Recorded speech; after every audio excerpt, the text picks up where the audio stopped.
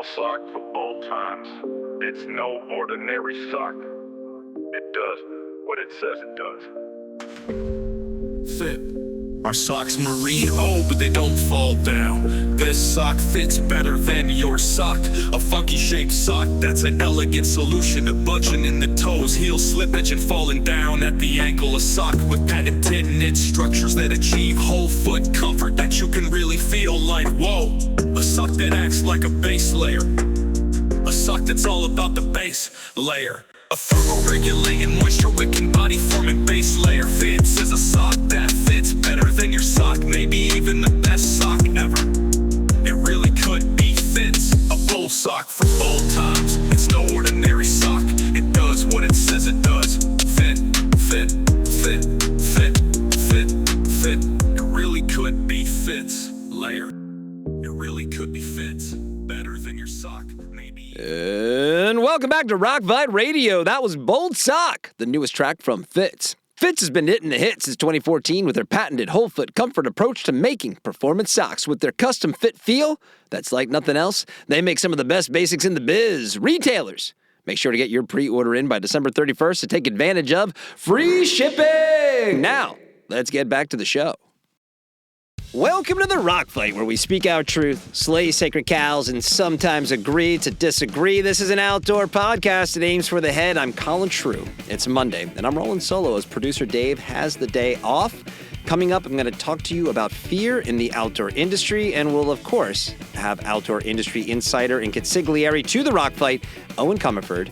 He'll be on later. All roads lead to the parting shot, so stick around. We have an action-packed show for you, but first, have you subscribed to the Rock Fight's weekly newsletter? It's called News from the Front, and if you haven't subscribed, you still have time to get original Rock Fight content that we don't put anywhere else. You head to rockfight.co, click join the mailing list to sign up, and then on Tuesday, you'll receive your first edition to News from the Front. And lastly, if you're new around here, man, we would love it if you subscribed and joined the Rock Fight by lobbing a stone at the follow button on whatever podcast app you are listening to us on. Leave us a 5-star rating. It is the single greatest way to help this show grow. And those of you who have followed, you've helped the show grow. So thank you for that. And if you haven't yet, please do so.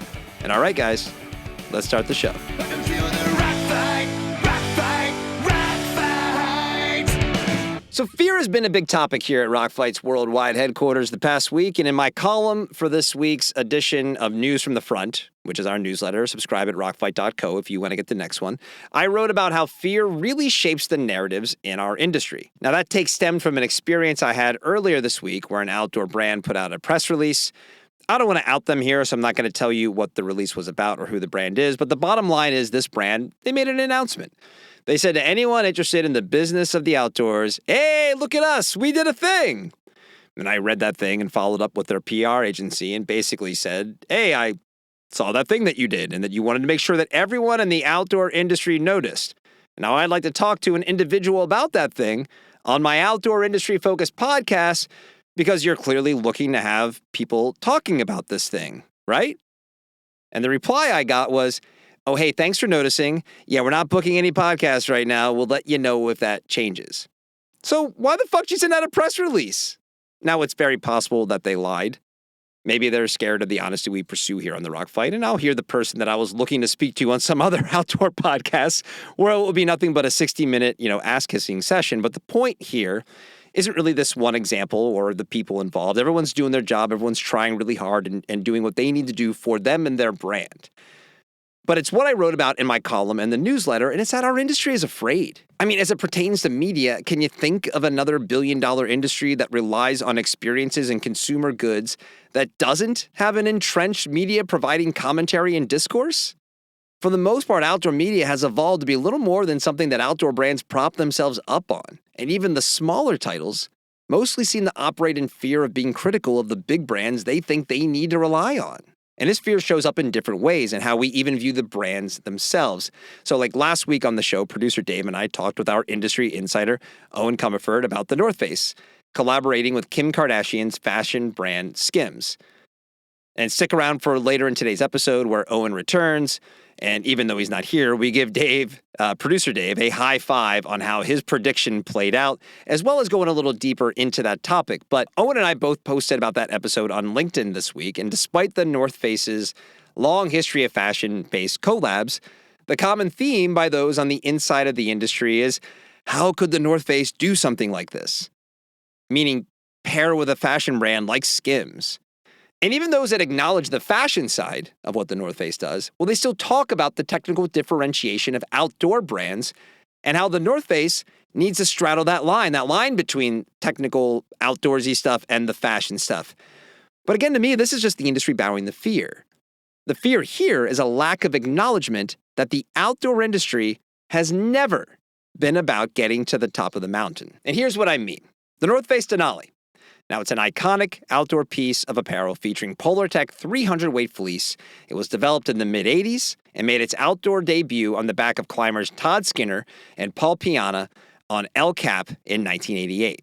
By the early 1990s, so just a handful of years later from when it was created, the Denali was becoming popular on college campuses by kids wearing Vasque sundowners with wool socks and cargo shorts, right there alongside another fleece item, Patagonia's Snap Tee.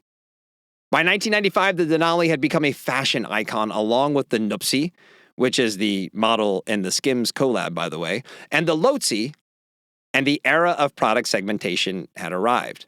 Product segmentation is how a brand approaches where its product is distributed. For the North Face, it had specialty apparel and gear to support the, quote, core outdoor audience, while allowing pieces driving bigger volume to go to bigger stores so that everyone else could find it, where all the normies shop. Now, in 1999, I worked at an Eastern Mountain Sports in the basement of the North Shore Mall in Peabody, Massachusetts. We were right across the hall from a Sam Goody, in case you were wondering. And we were constantly lamenting how there were North Face products being sold upstairs in a fucking department store. So no, this is not a new thing. There may be reasons to dislike the collaboration with Skims, and we're going to talk about some of those with Owen in a few minutes. But one of them should not be that the North Face is in danger of losing its credibility as an outdoor brand.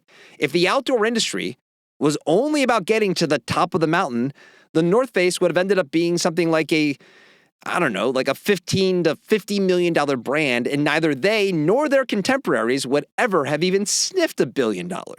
And yet the perception of what an outdoor brand should be persists to literally today. The bottom line is, I don't really believe in the credibility argument against brands who, quote, get soft with their products. I don't believe that any brand with a sales strategy that includes broader distribution can say they are a, quote, core outdoor brand because, like an athlete wears it. I believe that most of the narrative around brands is made up and is consistently pushed because it benefits the brands by giving them an identity. What matters most are the products you make, and if they resonate with the people who buy them.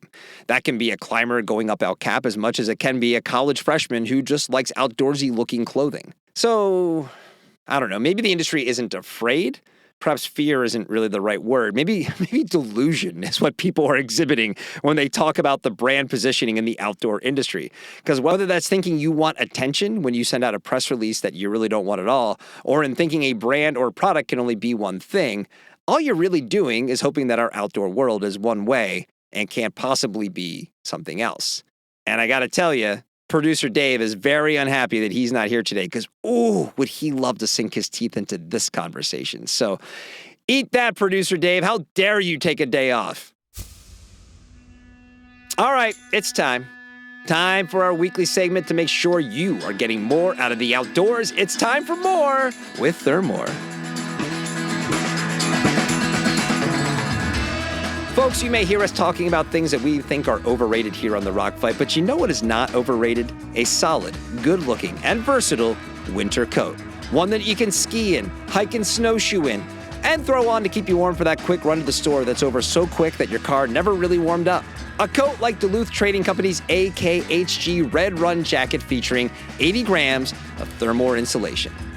Now, it's available in both men's and women's, and you'll find the AKHG Red Run to be a workhorse of a winter coat, and the horse that's working the hardest, that would be Thermore's 80-gram insulation that will keep you warm between ski runs, but not so hot that you overheat. So if you need a new coat for the long winter ahead, check out the AKHG Red Run jacket featuring Thermore insulation by heading to DuluthTrading.com. And if you're an apparel designer or developer who wants to add your own workhorse winter coat to your line, head to Thermore.com to get started. Because whether it's making amazing new garments or staying warm and safe out on the trail, you can do more with Thermore. All right, let's get into this week's chat with outdoor industry insider and consigliere to the rock fight, Owen Comerford.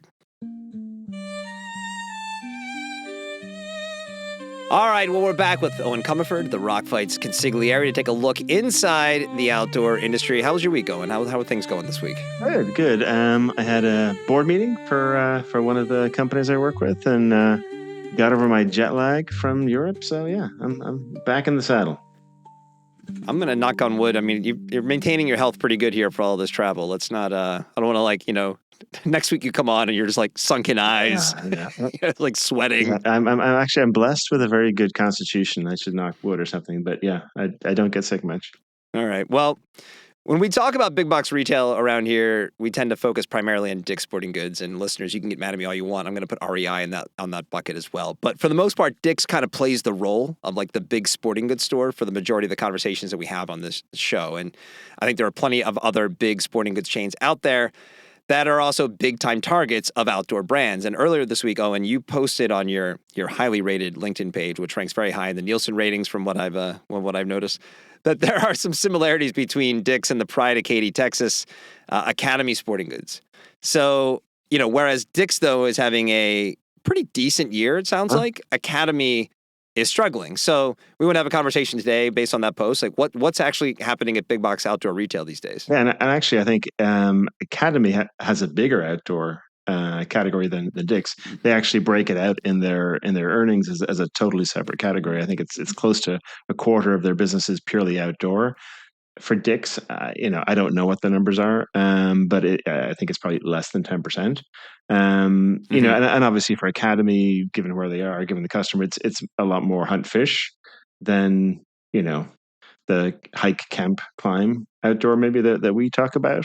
But it's a big part of their business, and they sell North Face, which is was a bit of a shock to the industry when that came down a number of years ago, because it didn't feel like a brand fit for Academy. There was probably a big debate about whether or not the North Face was selling out by selling to Academy. Absolutely, there was, because sure, I'm sure there's an Academy customer that loves their North Face, but more of a value play. Yeah, it was a head scratcher at the time, but yeah, no, they're definitely big in the space. They've got their own, private brands like Magellan that do well and have quite a bit of stuff within the outdoor space. So, yeah, they're definitely a player, but yeah, it's been a bit of a struggle. They just came out with their third quarter results earlier this week. Comp sales were off 4.9%, which is marginally better than the year to date trend, which is about off 6%. But yeah, it's challenging. And then it gets worse when you get down to the net income line, where they actually last year pretty healthy net income as a percent of revenue, 7.2%. This year down to 4.9%. So that's a really that's an ouch moment there in terms of just the profitability. Is that just general economic market conditions, inflation, just sort of all the whole ball of wax that we've been talking about and a lot of everything this year, or is there something more specific, do you think? I think it's a couple of things. Certainly, obviously, we're in a very promotional environment, and when sales are down, that's a lever that you pull. The other piece is that actually the outdoor category, which has been a bit of a millstone for a while, was up. It was up 6%, whereas the rest of their categories were down. So the challenge with that, though, is the outdoor category, which hunt fish, it's guns and ammo, and guns and ammo margins are ridiculously bad. It makes the margins in a bike shop look good. It's bad. Yeah, it's that bad. So I think it's a mix issue as well as everything else, but I think that the challenge of an Academy is just their market positioning. I mean, from everything I've heard and read, they're a well-run company. They get very seasoned professional management. They've done all the right things in terms of operations and efficiency and e-commerce and all that good stuff. But they're positioned at sort of the wrong end of the market for right now, which is value. Like if you look at I had to sort of do a double take when I saw their tagline, right stuff, low price every day. I'm like, Hold on, isn't that Walmart's? Did Walmart It's sue them pretty over that? I close, mean, right? right? If not exactly, Because almost exactly the same. Just a little switch a couple words around. Basically the same thing. basically, yeah, and I mean, and that was, obviously, I was at Walmart for 6 years. And that's everyday low price. That's the Right. whole deal within Walmart. So it is sort of a Walmart-esque view of the world. And if you visit an Academy store, you it kind of has that Walmart feel to it. Not, Sure. not necessarily in a bad way, but it's not high-end merchandising. It's rows and rows of gondola shelving, as we call it in the industry, tall shelves that it's aisle after aisle after aisle of stuff. And then obviously there's end caps and vignettes and stuff, but there's specials on floaties, and Yeah. whatever. Yeah. It's that kind of a Yeah, the deal. inventory is on the floor, right? It's a steep and deep Oh, kind of thing, right? It's not a 100, not a yeah. lot of hey, you got that in the back when you're talking about There's Academy. there's yeah there's no got that in the back. Exactly. It's like, yeah, footwear is all, whatever is there is there. It's all self-serve. So yeah, it's and it's a different vibe. It's a value vibe. But the challenge is, I think, is twofold. One is, the value consumer. You would think, well, hey, if the value consumer is stressed and we're offering great values, that would be good. But Yeah. and that's definitely what's worked for Walmart. But that's because they sell essentials, right? If that value consumer is stressed because of inflation, et cetera, credit card debts rising, then when you're in more of a discretionary category, like sporting goods, it just hurts, right? Because Right. they don't have the money to spend necessarily on those sporting goods products, and so they're spending money on the essentials. Yeah, I've been to Academy once to sell them on Pro Bar when I was sales manager for Pro Bar. Okay. And I'd say for an hour-long meeting, 90% of the time we talked about was, map pricing. What was the absolute lowest they could sell it for? A lot of threats of like, well, if we ever see it anywhere else, we immediately will drop all of our pricing down to this level. So, Well, and they're definitely seeming to happily give up, margin for volume, right? I mean, just sort of like that is definitely seems to be their MO. But I mean, this is also isn't this kind of part of the sort of this sector of the category, right? I mean, you think about, is it different if you go to a Hibbett's or another one of these bigger, one of these other kind of larger chains? I mean, Dick's does seem a little bit more elevated in this regard, right? they are, no doubt about it. I mean, the level of merchandising at Dick's is it's really what sets them apart. Yeah. The whole shop and shop concept, the lighting, uh, everything that they think about in terms of the stores. Their visual merchandising team is almost as big as their buying team. I mean, it's really quite impressive, and so it's a very different approach, and it's very brand forward, which brands love. And so what ends up happening is they get the brands, right. Yeah. I mean, like Right. On Running, Hoka, all the allocation from Nike of all the best stuff, that all goes into Dick's Sporting Goods. And so, for consumers that are, that do have some disposable income, they want the good stuff. And so they're going to go to the place that has it, i.e. Dick's, Yeah. and that has a good shopping experience. And they're also paying full price for that product because it is on allocation. It isn't just you can get it anywhere, at any price. So, the by Dick's, leaning into merchandising and experience, not only are they attracting customers, but then they're attracting brands that are attracting customers. So it's sort of a virtuous cycle when you're the recognized leader, in terms of brand experience and brand storytelling. Is there still a level of like kind of line segmentation that you find? I mean, because you think of a Big Five or some of these other ones, like I mentioned, at Hibbett's, and you still find some outdoor brands that show up there. Maybe there are some, like you mentioned, the Ons or the Hokas. There's some that just say no, not for us. We are not going there. There's some that do, right? Is that, I mean, and is that sort of a, like, I don't want to say it's the North Face. I'm not sure. I'm sure some of them, is North Face extend down to the Big Fives and things like that, or not? Or do you not I know? don't think that I don't think the North Face is in Big Five. In fact, if you look at Big Five doesn't have. Not only do they not have uh, On or Hoka, they don't have Nike. They don't have Brooks. Okay. Yeah, Bad example. So, well, no, I think it's the sort of the corollary, right? It's the other. They're one level down from Academy, really. Right. And so, yeah, brands definitely, or at least the better brands, are very careful with their distribution, right? And it matters. They want to show up where they want to show up, and they'll make sure that they're in the right places. In fact, that's one of the usual signs of a brand maybe in a little bit of distress is when they really start to open up to distribution to anybody who will buy from them. Does line segmentation still exist, though? Because I remember in actually the open of today's episode, I talked about how working at Eastern Mountain Sports in the 90s, and we were always lamenting the fact that you could get a dumbed down version of the North Face, like at a department store upstairs when we were at a mall, right, at where the EMS was. And be like, oh, they had some version of like either the Nupsy or the Loadsy upstairs at like JCPenney's or something. I forget exactly where it was. But then we had, sort of the specialty assortment at Eastern Mountain Sports. Do brands still play that game? Some do. I think it was absolutely a big factor in Hoka's growth was having that segmentation. I mean, I remember the first time I saw Hoka on the floor of Outdoor Retailer, and this is back in like, I don't know, 2013, 2014, when minimalist was everything, right? It was everybody was minimalist, barefoot, whatever. And then you walk around the corner and here's Hoka.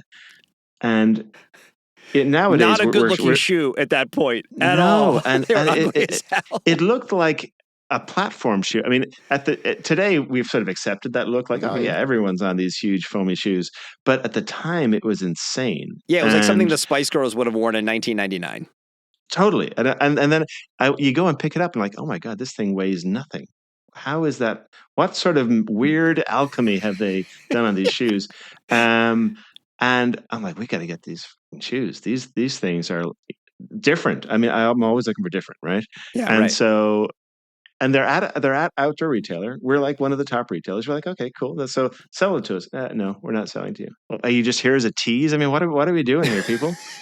so we pay our bills, we do. And so we I think it was a dance, quite frankly, and ultimately they sold to us, but they would only sell us the kind of because they had a run specialty piece. And that was purely for run specialty. Mm-hmm. Then they had a big box sporting goods assortment, and then they kind of had the, I guess, whatever the hell we got, which was more like their trail running-esque stuff. Like we couldn't get the Clifton, we couldn't get the Bondi, we couldn't get the really cool volume driver styles for a few years, and that ultimately changed. So I don't know where it is today, but as I deal with new brands, it's part of the conversation. Is like, line segmentation is good. It works. It helps. I think, unfortunately, though, today, some of the line segmentation that exists is the whole SMU deal, right? Yeah, right. Which is like, come on, right? Where you've got the Marmot Precip jacket being called the, I don't know, whatever they called it, Rain Defender, some stupid thing when they sell it to Sierra, or Marmot selling into Dick's, and they're taking a tent and a sleeping bag, and they're kind of taking their whatever their opening price point sleeping bag is, renaming it to something else, dropping the price by $20. Yeah, it's just, come on.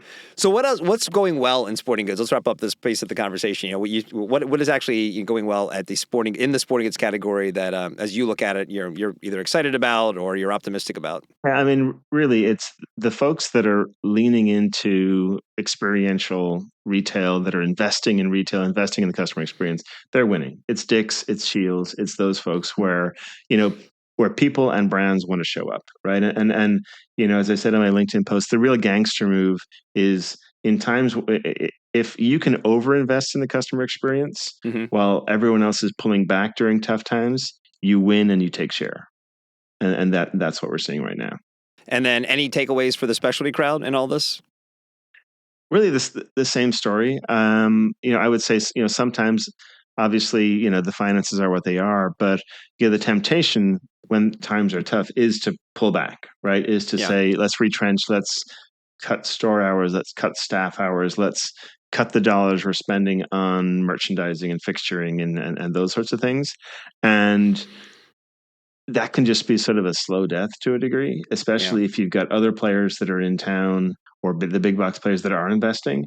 So, I think the challenge for specialty retail is to think of, how can I affordably invest in my experience and make sure that I'm still creating that differentiated experience. And that could be lots of things, right? It could be maybe it's adding, a used gear consignment shop, right? Mhm. And that's investing in your experience because you're creating something different and differentiated for the consumer. You're not just battening down the hatches and hoping that things get better. Differentiation always typically comes back to that. It sure does. All right, well, a couple other topics before we let you go. The one we got to call back to last week because as our producer Dave, who's not with us today, so he can't be here to take his victory lap, predicted on the show last week, the North Face and Skims collaboration dropped this past week and sold out in like an hour. I mean, it was like before I even thought to look, I got a text from you saying, "Oh yeah, it's gone. It's all gone." No, I got in. I think it was like at 9:45. It dropped at 9 o'clock. I got in at 9:45. Basically, everything was sold out except for some like 3XLs and double extra smalls, and then it was just totally gone. Yeah. So it sold out, but so did North Face. That's I think the spiel here is that North Face sold out to sell out. So you could say it's a huge success. But then the drumbeat started on LinkedIn. It's the topic of the week, like without a doubt. Oh, it is. I mean, my buddy Cassie Abel from Wild Rye, she had a great post out there. Do better, I think, were the last two words. It's a very, very scolding post from Cassie. But what she called out was the fact that basically, if you're looking to do a collab, shouldn't you look for brands that basically align with the values that you purport to have as a brand? Right. Like, I don't know, sustainability. And Skims just does not have a great record there. In fact, this group called Remake came out with their 2024 Fashion Accountability Report. Mm-hmm. Skims scored 0 out of a possible 150 points. Yeah, it's a little 0. rough. That is rough. So they were tied with Temu. So that's great. And actually, they were behind Shein in the results. That's really rough. That's rough. Now, in fairness, this does appear to be it's a pretty tough scoring here. The top score out of 150 was 40 points for Everlane. The top outdoor brand, your favorite, Cotopaxi, who had 24 That's points. awesome. Yeah, 24 points. And they were number 9. Patagonia, 17 points. See? Smoke and mirrors, people. Number 23 on the list. So yeah. So but I mean I do think though, aside from whatever this remake thing is, it is a valid point though. It's like, do you do your due diligence on these collab partners, and how does that reflect on you as a brand? I mean, I do look to, so they've worked in the past with a lot of collaborations. And again, my initial response was, yeah, so what? This is what North Face does. I think Cassie makes an excellent point, and they should do that. If you're positioning your brand on the back of something, there shouldn't be exceptions to that, right? Just because the check looks good, and I'm sure the check looked real good, the VF last week, right? Sure. But they worked with Gucci, Vans, Supreme, Timberland, Extra Butter. But I can't think that all of them have a really strong, environmental footprint or a sustainability platform to go with them either. I guess the thing I want to come back to is I think the message gets lost because then so many other people just clamor on with the North Face is selling out because, they're an outdoor brand and they shouldn't be working with a fashion brand. And it's like, no. The real story, if you're going to be critical here, is like what Cassie said, what you just said. It's like, no, it's who they picked to partner with. Who gives a shit if they want to do something with a fashion brand? Like, good for them. Totally. Actually, that might be really cool depending on who it is. But there's a brand scoring a 0 on their sustainability score is not who you really want to see them pass. And I don't care if they're an outdoor brand or not. That's just a bad idea. It's a bad look. But yeah, I think at the end of the day, they're writing checks, and will ultimately whatever about us in the industry, and our ivory towers, will the average consumer care? And that's ultimately it. I think that if I get frustrated ever on a whole, it's that this is truly like an inside baseball conversation. We're the only ones who care. To David's point, who bought all this? It was probably a lot of young folks in East and Northeast, cities, and They are not giving this a second thought. Although the funniest thing I did see was the one person who said the big concern here is that you got to be careful while you're wearing it while out backcountry skiing. Because you may not, they wouldn't be able to see you if you need to get rescued. And I'm like, what are the odds? Like, what's the over-under of someone who was backcountry skiing in a North Face Skims collab piece? Is it like 0.25? Would you take the under? I mean, like, I might take the under, and that's mainly if you're in the brown color. I could see if you're in the brown color, you might like blend in if you're doing some backcountry stuff, through the pines or whatever. I think actually the danger is the other, which is like, you got somebody is skiing down the hill. You look over at somebody who's in like a full nude bodysuit. They do a double take and then like go off a cliff. I think that's also a potential issue. Oh, that's a really good point. Well, if anybody out there backcountry skis and bought something from the North Face Skims collab, I would love the story of you showing up to the trailhead with your backcountry buddies and rolling up in your Skims collab. I think that would be. I want a photo of that. So please send it to myrockfight@gmail.com. 100%. All right, last thing I want to talk to you about is, so we're recording this on Friday the 13th, actually.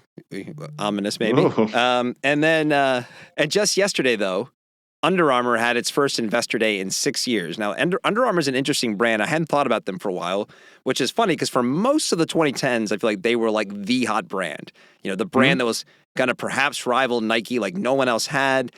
But then, like they couldn't really break through internationally. There was leadership drama, and they've never really gone away, but it does feel like that shine has worn off a bit. And kind of coming on the back of this investor day and some of the other things we saw in the news this week, I'm kind of curious, are they recharging? Are they, Kevin Plank, their CEO, his comments this week were that they are positioned as an underdog and also the brand as a $5 billion startup. So what a great place to be as a startup. I'd love to be a $5 billion startup. Absolutely. You're bigger than Vuari. So where do you think Under Armour's heading into 2025? I mean, they do, I think, need to pull back and get back to their core. And I think that's what they're talking about right now. So it's a lot of SKU rationalization and really differentiation, trying to set themselves apart. Apparently, what some of the press said was that the footwear, a lot of it was footwear that they showed, really did have a different look and a different vibe and more of a point of view, which I think is really cool. From an outdoor perspective, I think the question is, what does this mean for Under Armour outdoor? Is there even going to be an Under Armour outdoor? I mean, I don't know. We sold it back in the day. This was in the, I guess, mid teens. But it was, I don't know. It was sort of a classic situation with a hot brand, as you said, that it was just like, okay, let's expand, and obviously they started out with the base layer type product, the compression product, but then grew into footwear and these other things, and then like, well, what about outdoor? Sure, let's do outdoor. And I always just felt like they didn't really have a point of view, right? Yeah, right. It was just like we're doing it to do it because we can do it. And I think that, right. But, and that's something that I chat like an idea with founders. I was with one founder yesterday, and we were talking about, an apparel brand, like, well, should we do bags? And I'm like, well, I don't know. Should you do bags? What are you going to bring to bags that's different, or that is within your brand ethos that says this will be a, whatever the name brand was, this will be an X brand bag. And could be recognized as such. And I don't think Under Armour ever really answered that question for their outdoor category. Yeah. Will they come back into outdoor? Maybe. I mean, what I would say is it's not like other athletic brands have had great success in outdoor. Right. Varying levels, varying degrees. Nike's had several attempts at ACG, right? ACG, right. I mean, yeah. I mean, I don't know. And then you got Adidas Terex, right? Yep. Yeah. I actually had a pair of Adidas Terex hiking boots. I liked the Terex stuff. I thought they always made really good apparel. Their shoes I thought were pretty great. But yeah, I guess it all depends on how you're defining it. If back to the first part of this conversation, it's like, well, they're going to do well at an Academy or a Dick's, then sure. Like, let's talk. But if we're talking about breaking into the kind of core specialty market that we tend to talk about the most, I think it's going to be a challenge. Because again, it's a little, even like, it's funny because we're talking about these giant brands, but it's a little like the Millet conversation of like, who are you taking out of your store to put this in? This is all a market share conversation more than it is anything else, right? So why do I bring in Under Armour Outdoor if it exists, Nike, ACG, Terex, which you think you put in our outline Puma, which I don't even know if they ever actually went after outdoor. No, I don't think so, but maybe they should. Yeah, no, I don't think. I think especially outdoors, to a degree, maybe some of them have been down this road before, and uh, I don't think that there's any interest in any of these athletic brands as an outdoor brand. Now, if there are elements of their categories that make sense in trail running or something of that Yeah. nature, sure, but yeah, not the whole we're going to do outerwear conversation. The one thing I'll say about Under Armour that I really liked when I got to meet with them when I was working at Polar Tech, and it always stuck with me, and I think it speaks heavily to how I view a lot of the things we talk about here, is because we get in the weeds. We talk about brand ethos and the products that we're making and the things that are in the products. And there was a merchant at Under Armour, and we were probably, at this point, again, I'm working at Polar Tech, we were probably just sat there and we're giving them some incredibly in-depth download about what a fabric does. And they're like, look, this isn't that hard. It needs to hang on a rack in a store, and I want people to walk up to it, pick it up, and go, that's the one, and walk to the register. And I'm like, yeah, that's really what, that doesn't have to be Dick's. It could be the smallest specialty shop. That's really what we're kind of going for here, right? And how do you convey that in that moment? And if you can, you got a winner. And I'm like, wow, That's a really good point. I really appreciated that. I thought one of the interesting commentaries was that they are looking to shift their brand ethos from tough to determined. And part of that is to appeal more to female buyers, because it was a very brand centric, it was a male centric brand, right? Very much a bro brand, and as we subsequently found out, very much a bro culture on top of the bro brand, right? Which led to Kevin Plank leaving, and now he's back. So maybe he's sort of found himself or his female side in his time away. Sure. But he and Donald Trump. I think, don't even go there. Oh my gosh. But yes, I think that is interesting, and it'll be interesting to see if they can actually pull that off and broaden their appeal to female customers. It's a really good point. We would always, you play the game, I'm sure you have, where you're like, what's the one word that can describe this brand? And the best brands, typically you can look at it and say like Apple, like innovation or whatever. There's a word, maybe your word's different than mine, but we have that one word. There's that one word. With Under Armour, they were a brand. That's just exactly. That's how you describe Under Armour. It's like, they're a brand, So yeah, I mean, I still remember their initial ad campaign, and it was all guys just bulging muscles and grimacing. Yes. It was kind of like the brand of new metal fans everywhere, All right, man. Well, anything else on the docket today? That's pretty much. It's kind of we're getting into the holidays. It's getting to be a slower news week. All right, well, listen, to get more insights from our Outdoor Insider, be sure to come back here to the Rock Fight every Monday, and also follow Owen on his LinkedIn page, which is linked in the show notes. All right, man. Thanks, Owen. Thanks for coming on. Yeah. Hey, thanks for having me on as a regular guy. Yeah, we'll see you next week. Cool.